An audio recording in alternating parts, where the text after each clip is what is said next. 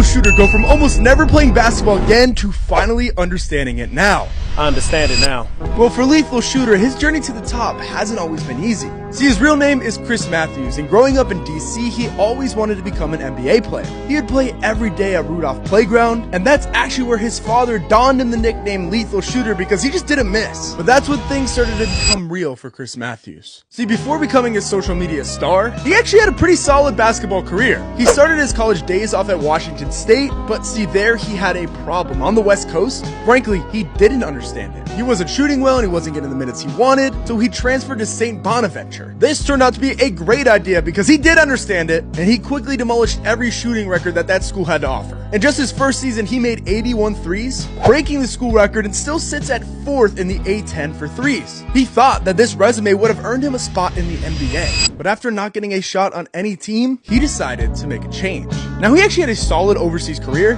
but realized that coaching is where he could thrive. His first pro client was Dwight Howard, and he quickly became pretty well known in the NBA world because of his unique training approach.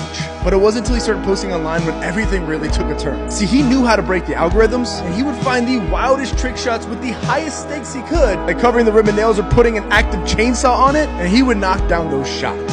This is where his character was born, and he began to take over the internet. Now he gets to travel the world training NBA stars and finally understanding some of the toughest shots that basketball has to offer.